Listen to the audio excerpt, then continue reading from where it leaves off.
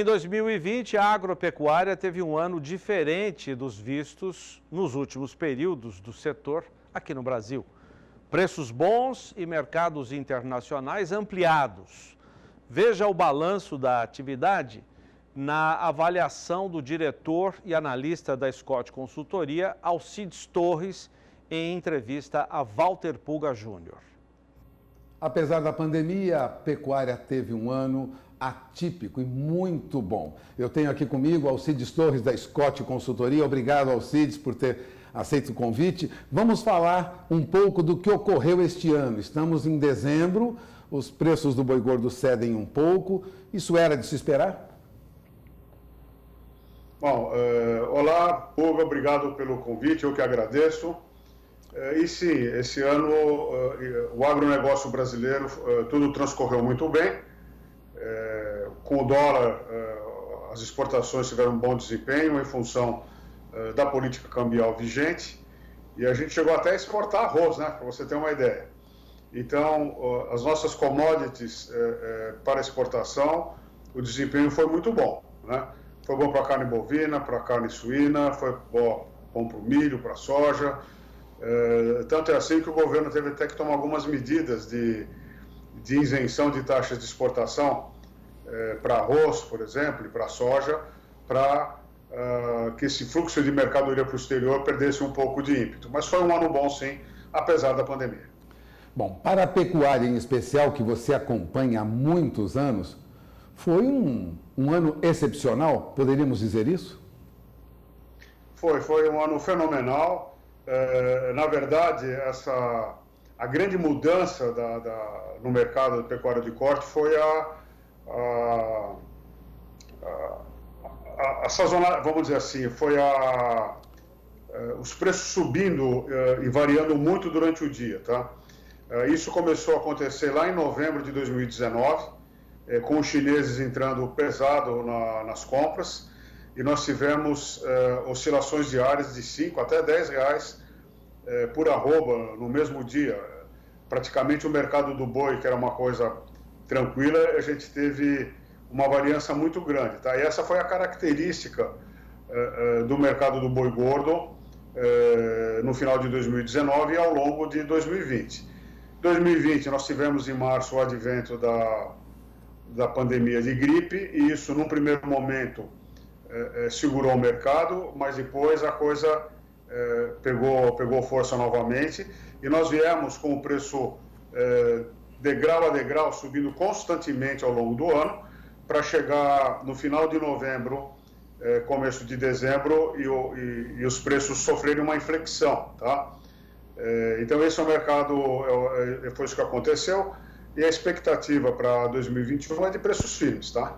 E quanto aos custos, os insumos subiram muito, eles acompanharam de modo a manter a rentabilidade ou melhorar a rentabilidade do pecuarista?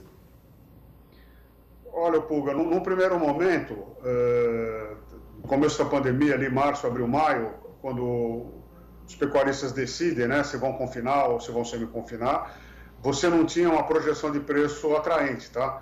Tanto é que os preços na B3 estavam deprimidos, né? Ou seja, não dava resultado, não tinha margem. E aí todo mundo ficou parado, né?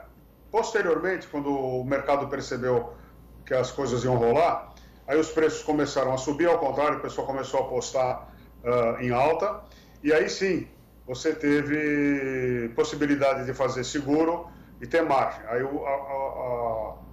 a coisa pegou e foi bem, né? É claro que quando a cotação da arroba do boi sobe, ela arrasta tudo, né? Ela arrasta todos os insumos, porque todo mundo quer aproveitar esse momento. E os custos também subiram, porque não só a carne bovina estava sendo exportada, mas também os componentes que compõem a dieta, né? Tal como farelo de soja, milho, DDG, essas coisas todas, e o preço subiu, tá? Então você teve, num primeiro momento, uma margem muito boa, e depois você teve um estreitamento de margem, tá? Mas ainda assim, esse foi um ano bom, comparando, por exemplo, com 2019, no primeiro semestre. Então esse ano é melhor, apesar dos custos terem subido também. Para 2021, a perspectiva é boa, boa parte dos seus colegas analistas defendem isso. Como Alcides Torres vê 2021? Ainda muita incerteza? Vamos ficar amarrados num mercado interno muito restrito em função do desemprego? Pulga, você tem um novo cenário, né? Então, qualquer previsão é perigosa e é bom que se diga que essas previsões elas valem para o momento da entrevista, porque o mercado está muito volátil, né? E tudo muda muito rapidamente. Mas a expectativa é positiva, sim, tá? Vão ter ser prós e contras, tá? A estrutura do mercado pecuário é de preços em alta, tá? A gente está retendo fêmea porque os animais de reposição estão com preços bons, e a expectativa nossa é que essa retenção de fêmeas continue e a oferta de gado para abate continue não tão abundante como era num período de preços em queda, tá? A exportação, ela deve continuar firme para a China. É bom que a gente abra um parênteses aqui. Se a gente somar a China e Hong Kong, eles responderam por mais de 60% do que nós exportamos. E o problema e o grande motivador dessa importação de proteína de origem animal foi a peste suína africana, que arrebentou o mercado chinês de suíno. Então, a expectativa é que o consumo, vamos dizer, a exportação aumente entre 2% e 8%, vai depender da fonte que você consulta, tá? Então, o cenário de exportação, ele deve crescer menos em 2021, mas deve crescer. E é claro que vai crescer menos porque a base de referência, que passa a ser 2020, que foi o recorde de exportação, é claro que porcentualmente o desempenho deve cair, mas é crescimento, tá?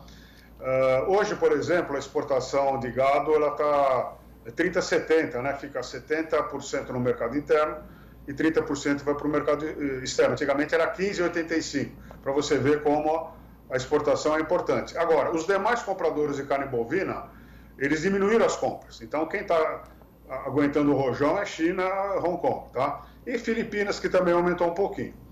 Com relação ao mercado interno, você tem um desemprego muito grande, que é preocupante. Você tem os indicadores de inflação subindo, o que também é para a gente coçar a cabeça, e você tem o preço da carne subindo, tá? Então, você tem para exportação um mercado positivo, para a cotação da arroba do boi também o mercado, nós estamos no ciclo de alta de preço, e com relação ao consumo interno, a gente vai enfrentar forte concorrência aí com alimentos alternativos, como a gente fala alternativo, mas não é, vamos falar assim, né? Se você tem carne de frango concorrendo bem, você tem carboidratos concorrendo bem, não é? Então a gente deve ter aí se vier uma segunda onda, você vai ter de novo o fechamento dos serviços de alimentação, ou seja, para 2021 o cenário você tem que ir analisando parte por parte para tirar suas conclusões. Bom, você acaba de ouvir Alcides Torres, diretor da Scott Consultoria, um dos mais respeitados analistas de mercado da pecuária brasileira, muito cuidadoso nas informações. Cuidado, analisando dia a dia, porque não é possível fazer uma bola de cristal ninguém tem, não é, Scott? É isso aí.